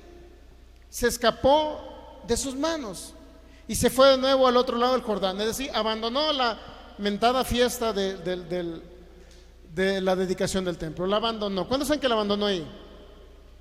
Ahora, la primera vez que lo apedrearon, ¿por qué no pudieron apedrearlo? No pudieron, no dice, y Jesús recibió una piedra en la cabeza y le salió sangre y quedó desmayado, no dice nada de eso. ¿Por qué aventaron piedras para apedrear? No dice que le hicieron nada, nada le hicieron. Nada le hicieron. ¿Y qué hizo Jesús? Otra vez que dice, procuraban prenderle, pero ¿qué dice? Él se escapó de sus manos, se fue al otro lado del Jordán, al lugar donde primero había estado bautizando Juan y se quedó allí. ¿Y qué hacían ahora los que celebraban la fiesta de la dedicación? Dice que venían a él, dice el versículo 49, y muchos venían a él y decían, es decir, Jesús se fue al otro lado del Jordán y abandonó la mentada fiesta de la dedicación. No la celebró, como ustedes lo pueden ver. Se pudo haber quedado, porque quisieron apedrearlo, no pudieron. Se pudo haber quedado, no lo podían apedrear. Dice que en muchas ocasiones que el Señor Jesús pasaba por medio de ellos y pasaba y no lo veían. La mayoría cree que es una manifestación del Espíritu Santo para dejar a las personas en un estado donde no pueden percibir nada, sus sentidos naturales no pueden percibir. Jesús abandonó la fiesta de la dedicación del templo. Ahora, ¿la abandonaría porque le tuvo miedo a los judíos? No, mi hermano, la abandonó simple y sencillamente. ¿Por qué? Porque los judíos que estaban ahí no creían que él era el Mesías. Los judíos que estaban ahí no creían en él. Él les decía, mi Padre y yo uno somos. Yo hago las obras de mi Padre. ¿Y qué hacían los judíos? No creían en él, que querían apedrearle. ¿Y qué hace Jesús? Abandona Jerusalén y se va al otro lado del Jordán, lo que quiere decir que abandonó la fiesta de la dedicación del templo, lo que quiere decir que no la festejó. ¿Podemos captar ahí? Ni un judío puede venir a decir que Jesús vino a celebrar las fiestas judías, no. Ni un mesiánico judaizante puede venir a decir que Jesús celebró las fiestas, no. Jesús, esta la abandonó, la otra les tiró todas las mesas, en la fiesta de la Pascua les tiró todas las mesas, todos los borreguitos los sacó de ahí al templo con un chicote, mire, órale. No quieren hacer caso, órale. Así mismo, todo esta doctrina, mi hermano, del judaísmo que se está metiendo en el cristianismo, es una doctrina que ha contaminado a mucha gente. Mucha gente se está regresando al judaísmo y ahora rechazan a Jesús. Ya el nombre de Jesús no lo mencionan. Ya nos dicen que no tenemos que venir los domingos a escuchar palabra o a adorar a Dios. Dicen que nada más es en sábado. Por último, y ya para terminar, así estamos de acuerdo con lo que hizo Jesús en las fiestas de los judíos. Ya pudimos ver lo que hizo Jesús en la fiesta de los judíos.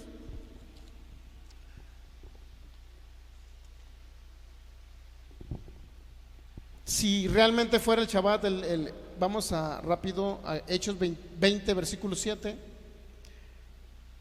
Y podemos ver reunidos a la iglesia primitiva. Hechos 20, versículo 7. Podemos ver a la iglesia primitiva, mi hermano, ahí podemos verlos, que se estaban reuniendo el primer día de la semana. El primer día de la semana, reunidos los discípulos para partir el pan, Pablo les enseñaba, y habiendo salido al día siguiente y alargó el discurso hasta la medianoche. Usted puede ver ahí que el primer día de la semana estaban reunidos, pero ya vimos en los primeros capítulos del libro de los Hechos que se reunían todos los días, ¿recuerdan? Pero también se reunían el día primero. Pero ¿qué cree? También se reunían el séptimo día, Shabbat o sábado, en nuestro calendario. Pero no celebraban ni guardaban el Shabbat, porque en el Nuevo Testamento no hay nada que diga que usted lo tiene que guardar. No hay ni un mandamiento que usted diga que tiene que guardar el sábado o el séptimo día, como le quiera llamar. No hay ningún mandamiento en el Nuevo Testamento donde diga que usted tiene que reposar en Shabbat. No existe. Vamos rápido a 1 Corintios 16. Primera carta a los Corintios 16, versículo 1. Para la ofrenda que se le lleva a Dios, para la ofrenda del templo. Dice: en cuanto a la ofrenda para los santos, haced vosotros también de la manera que ordené en las iglesias de Galacia. ¿Qué fue lo que ordenó el apóstol Pablo en las iglesias de Galacia? Cada primer día de la semana cada uno de ustedes ponga aparte algo según haya prosperado, guardándolo para que cuando yo llegue no se recojan entonces las ofrendas. ¿Qué se trataba de llevar ofrendas a Dios? Pero ¿qué día era? El primer día de semana, cuando se reunían también. Podemos ver que era el primer día de la semana. El primer día de la semana usted lo podrá ver no nada más en la Biblia, sino también lo podrá ver en otros libros. De antemano, el Pentecostés fue el primer día de la semana, ¿no? El Pentecostés fue el primer día de la semana cuando sucedió. Era un primer día de la semana cuando se celebró el primer Pentecostés de la iglesia primitiva y recibieron al Espíritu Santo. Hay un libro llamado La Didache, que fue escrita entre el 96 y 98 después de Cristo, más o menos en el Apocalipsis de Juan. Este libro menciona, La Didache menciona precisamente que se reunían los domingos, que se congregaban los domingos, es decir, el primer día de la semana. En el día del Señor, en el día especial, congregaos, dice la Didache. Ignacio de Antioquía, que era un discípulo del apóstol Juan, de la Biblia, del año 31 al 107, cuando él vivió después de Cristo, dice: no debemos sabatizarnos más, sino que debemos guardar el día del Señor en el cual nuestra vida fue levantada. ¿Cuándo fue? A través de Cristo Jesús, el primer día de la semana. Este hombre llamado Ignacio de Antioquía fue un discípulo directo del apóstol Juan y se le llamó un padre apostólico. Ignacio de Antioquía dijo: no debemos de sabatizar, no debemos de guardar el sábado, sino debemos guardar el día del Señor, consagrado a la resurrección, el día más importante de todos los días. Un hombre llamado Justino Mártir nació entre el 100 y fue martirizado en el 165. En uno de sus diálogos con un judío dice que los cristianos no celebran las festividades judías, no celebran las festividades judías ni observan sus sábados. Y también este hombre escribió: en el día que llamamos domingo se realiza una asamblea de todos los que viven en la ciudad y en el campo, en el cual es leída la memoria de los apóstoles y los escritos de los profetas. La epístola de Bernabé, alrededor del año 130, escrita, dice: no son vuestros sábados presentes los que son aceptables para mí, sino el sábado que yo he hecho. Por eso guardamos el día octavo para gozarnos el día que también Jesús se levantó de entre los muertos. Un hombre llamado, en su epístola, Bernabé escribió que no guardaban el Shabbat. Por último, un hombre llamado Ireneo, discípulo de Policarpo, que a su vez fue discípulo del apóstol Juan, 130-195 después de Cristo, dice: en el día del Señor cada uno de los cristianos guarda el día de reposo meditando en la ley y regocijándonos en las obras de Dios. Es decir, cada cristiano en el día del Señor, exactamente el domingo, guarda el día de reposo, pero en domingo. Tertuliano 160 al 220 dice: celebramos el domingo como un día de gozo. En el día del Señor pensamos que es incorrecto ayunar y aún postrarnos en oración. Y así sucesivamente. Usted va a encontrar Bernabé, año 100, Ignacio Antioquía, año 107, Justino en Marte, 145, Ireneo, 168, Tertuliano, 180, Cipriano en el año 200, Eusebio, Cesarea, 324, todos los denominados padres apostólicos y todos los que vinieron después del apóstol Juan, que fue el último discípulo que murió en la isla de Patmos, mi hermano. Después del apóstol Juan, todos estos hombres que vinieron, que se denominaron padres apostólicos, todos ellos creían que se tenía que celebrar el primer día de la semana en domingo, es decir, nada en Shabbat. Yo no entiendo cómo ahora la iglesia actual no se basa en la iglesia primitiva, que fueron los discípulos que vinieron después del apóstol Juan. No entiendo si todos ellos celebraban el primer día de la semana, todos ellos se reunían el primer día de la semana. Hay libros escritos como la Didache, como la epístola de Bernabé, que no son libros o no están contemplados en los libros apócrifos, quiero decirle también. Es importante entender todo eso. Entonces, a fin de cuentas, yo soy de la idea que se debe celebrar todos los días, mas no necesariamente un día a la semana, ni el sábado, ni estoy a favor del domingo. Pero creo que Jesús resucitó en primer día de la semana, creo que Jesús resucitó en domingo, creo que Jesús murió en miércoles, así como dice la Biblia, así como lo demostramos también a través de la Biblia. Es decir, todo lo que representa fiestas, todo lo que representa a Shabbat, todo lo que representa ello, mi hermano, no es más que un simbolismo de Cristo Jesús y un simbolismo de los creyentes en el nuevo pacto. Nada que ver con estar celebrando festividades. Hebreos capítulo 3, ya con este sí le prometo que concluyo. Hebreos 3 y 4 es importante entenderlo.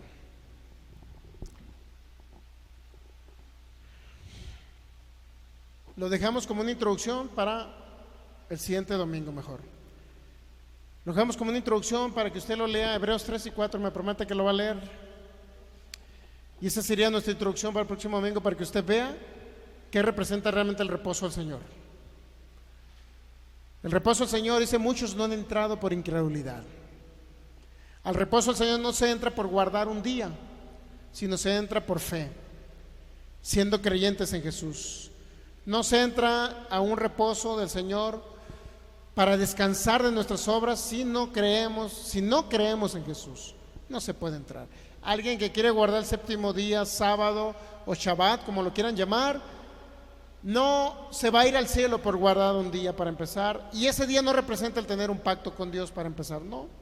Ni la circuncisión física representa tener un pacto con Dios. Es una mentira satánica que se ha introducido. Y es una de las fábulas que dijo 2 Timoteo 4:3 dice, y 4 dice, muchos tienen comezón de oír, y habrá maestros conforme a sus malos deseos que los apartarán de la verdad llevándolos a las fábulas. ¿Qué es una fábula ahorita? Algo que estuvo escrito en el Antiguo Testamento y dicen que yo lo tengo que cumplir. Para mí es una fábula, porque yo no tengo que cumplir el Shabbat ni para irme al cielo, ni para agradar a Dios. No tengo que circuncidarme físicamente, ni para ir al cielo, ni para agradar a Dios. Y tampoco tengo que festejar todas las costumbres o festividades judías o costumbres judías. No tengo que celebrar ni una fiesta de esas, porque Jesús no la festejó y Jesús era el simbolismo de esas fiestas. Así como es el simbolismo Jesús de lo que le llamaban séptimo día o día de reposo. Póngase, vamos a darle gracias al Señor. Créalo, Jesús es su Salvador. Usted no necesita guardar ni costumbres judías, ni festividades, ni el Shabbat, ni descansar en sábado. Olvídese de eso. Váyase y cómase unos ricos cabritos al horno en sábado, y después, si quiere ir a ministrar a un enfermo, vaya, puede hacerlo, porque eso no significa trabajar. Vaya, haga las obras de Jesús. Ya después de que sane el enfermo, va y se echa unos buenos mariscos por ahí, unos mariscos estilo Sinaloa, de aquí de Jalisco. ¿Qué necesidad tiene de estar metido en un cuarto todo el día, Dios mío?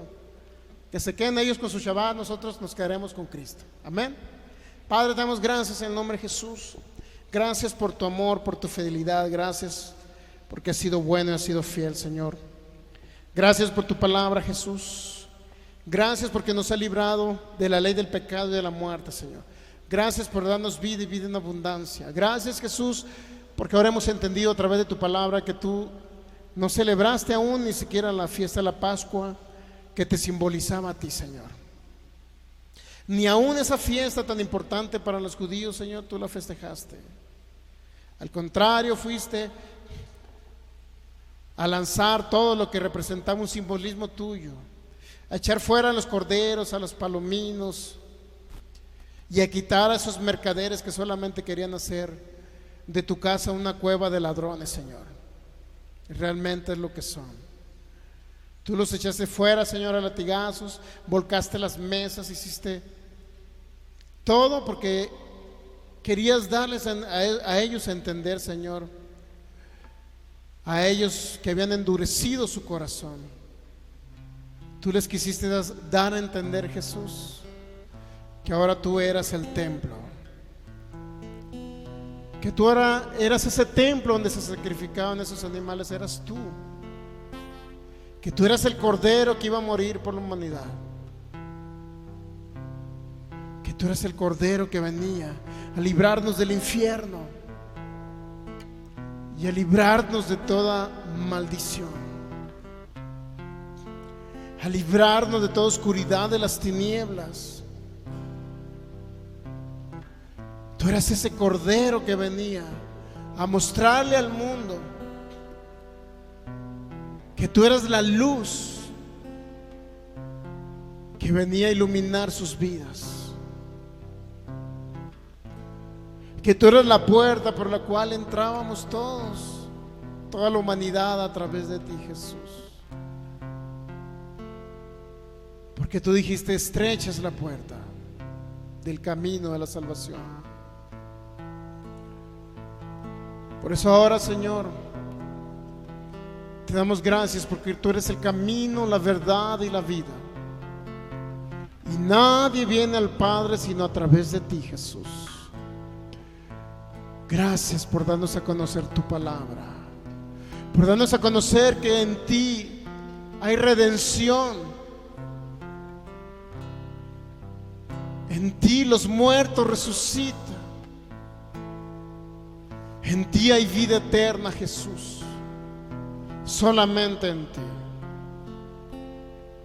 Porque tu palabra dice: en ningún otro hay salvación. Porque no hay otro nombre dado a los hombres en que podamos ser salvos, solamente en el nombre de Jesús. Gracias te doy, Señor, porque me libraste de toda aflicción, de toda angustia, porque me protegiste en cada situación adversa y estuviste cuidándome. Ahí estuviste librándome del mundo de las tinieblas, de Satanás el diablo. Porque has cuidado a mi descendencia, Señor, a mis hijas las has cuidado. Te doy gracias porque tú eres el único Dios y la vida eterna. Porque tú eres ese templo que, si bien es cierto, fue destruido, pero en 3 días fue levantado entre los muertos en aquella tumba. No importó lo pesado de la piedra que estuviera obstaculizando esa tumba. Hubo ángeles librándote y sacándote de ahí, Jesús. Y resucitaste y tu cuerpo anduvo 40 días con sus discípulos. Se les apareció en diversos lugares. Aún creían tus discípulos que eras un fantasma, Jesús, porque no podían entender aún en su humanidad, hasta que les mostraste la llaga cuando te traspasaron con esos clavos en la cruz.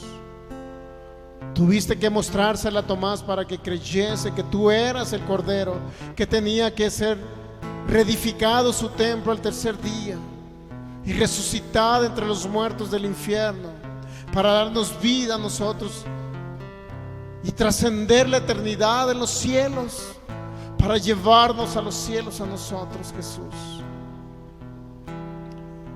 Eres tú, Dios mismo, que se encarnó y vino a morir por nosotros. Y cada fiesta que celebraban los judíos, Señor, la fiesta de la Pascua representaba que tú eras nuestro Cordero, que tenía que ser sacrificado, derramar su sangre y ser quemado en las profundidades del infierno, su espíritu. Pero también el Pentecostés representaba los primeros frutos de la cosecha, los primeros discípulos que nacieron de nuevo por creer en ti, Jesús. Y el Espíritu Santo vino, los selló y los llenó y les dio poder, autoridad y capacidad. Y te doy gracias porque nosotros también somos de esos primeros frutos. Y hoy festejamos la Pascua y el Pentecostés, Señor, pero porque tú ya viniste. No como los judíos, que eran solamente simbolismos y sombras, sino festejamos a ti, Jesús, que eres nuestra Pascua, a ti que eres nuestro Shamat, a ti, Jesús, que eres el primero que resucitó de entre los muertos para darnos vida. Amigo que me ves por internet, recibe a Jesús en tu corazón. Di conmigo estas palabras: Señor Jesús, esta oración es para que tú recibas a Jesús en tu corazón, para que nazcas de nuevo y ahora pases del reino de las tinieblas al reino de Jesucristo. Y cuando partas de esta tierra no tengas que ir al infierno a sufrir. Recibe a Jesús y ora conmigo estas palabras: Señor Jesús, en esta mañana, Señor, yo abro mi corazón a ti, Señor Jesús, para que tú entres a mi vida. Yo permito que entres a mi vida. Yo creo que moriste en esa cruz y que fuiste al infierno a sufrir por mí, y al tercer día resucitaste de entre los muertos. Señor Jesús, yo declaro delante del mundo espiritual ahora que está presente, que tú eres mi Señor y mi único y suficiente Salvador, mi Dios. Y te doy gracias porque ya no estoy solo, ahora tú estás conmigo. Dígaselo ahora: tú estás conmigo. Tú eres mi Señor y mi Dios. Y sé que cuando parta de esta tierra, después de haber cumplido 120 años, como dice la Biblia, yo estaré contigo, Jesús, en el paraíso. Declaro que ya tengo vida eterna en ti, Cristo Jesús. En lo secreto contigo quiero estar. Quiero tener intimidad con tu verdad. En lo secreto, allí en tu altar, puedes abrir mi corazón y trabajar. Restauraste mi interior con tus manos de amor. Solo busco ser más como tú.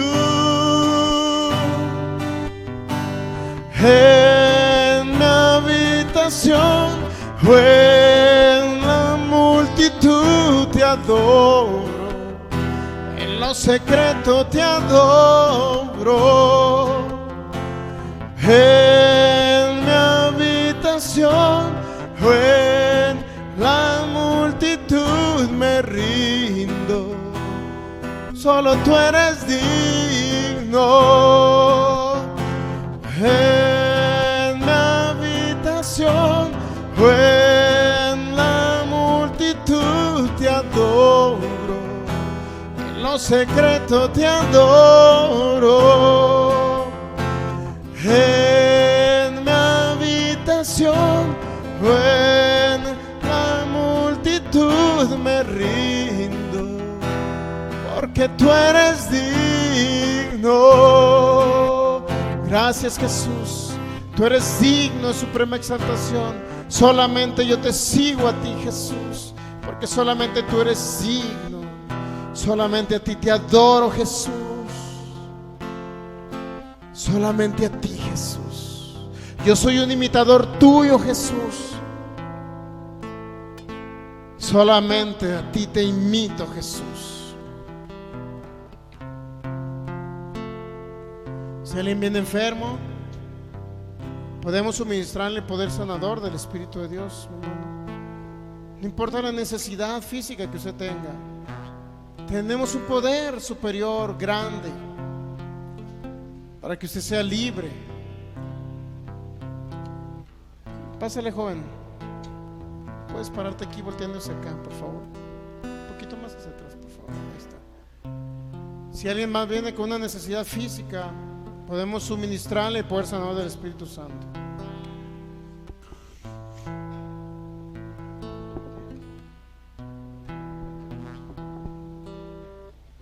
Cristo Jesús pagó el precio para que tú seas libre de la enfermedad. Él llevó, dice, toda enfermedad y toda dolencia para que tú seas sano. Y dice que a través de las heridas de Él, cuando le traspasaron, dice que a través de esas heridas Él llevó toda enfermedad para que tú ya no estés enfermo. Esa es la obra que Él hizo por ti. Repite conmigo estas palabras. Él dice: Señor Jesús, tú llevaste toda enfermedad en la cruz, y yo creo que por esas heridas que tú llevaste, ahí me sanaste, Jesús.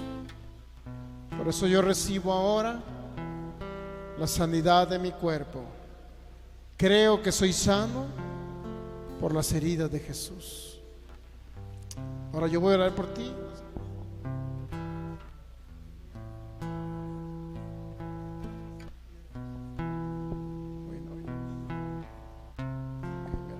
Estira tus manos al frente.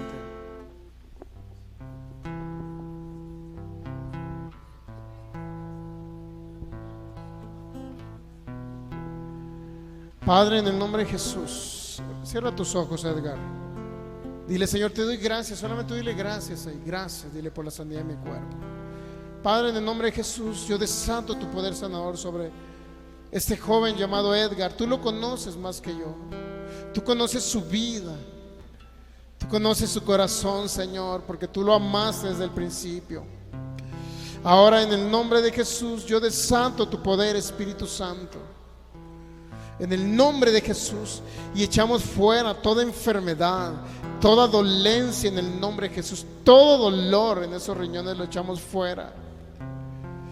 Todo ente extraño en el nombre de Jesús. Esas piedras ahora las pulverizamos en el nombre de Jesús, las deshacemos, y declaro en el nombre de Jesús que en el transcurso de unas horas son arrojadas por el poder del Espíritu Santo en el nombre de Jesús. Levanta tus manos. Padre, en el nombre de Jesús, impondremos las manos sobre los enfermos. Dice tu palabra que los enfermos serán sanados. Yo declaro en el nombre de Jesús riñones totalmente sanos, libres de toda piedra en el nombre de Jesús. Le ordeno que desaparezcan esas piedras ahora mismo en el nombre de Jesús. Las deshacemos, las pulverizamos en el nombre de Jesús. Les ordenamos que salgan en el nombre de Jesús de esos riñones, y desatamos el poder sanador, un milagro creativo, Espíritu Santo. Ahora mismo un milagro creativo formando en el nombre de Jesús, riñones limpios, sanos, en el nombre de Jesús. Y por el poder del Espíritu Santo, ahora en manifestación sobre este joven, Señor, en el nombre de Jesús.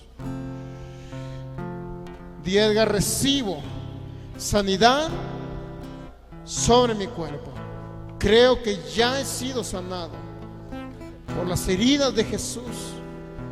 Ahora soy sano, soy libre de toda dolencia en el nombre de Jesucristo. Recibo sanidad. Creo que recibo sanidad en el nombre de Jesús. Gracias, Señor, dile, porque ya soy libre de toda enfermedad en el nombre de Jesús y de toda dolencia en el nombre de Jesús. Gracias, Jesús. Gracias, Jesús. Gracias, Jesús. Gracias, Jesús. Es tu poder, Espíritu Santo. Es tu poder. En el nombre de Jesús. En el nombre de Jesús. Ahora dime, ¿disminuyó el dolor o se fue? Se fue. Bueno, lo que vas a hacer es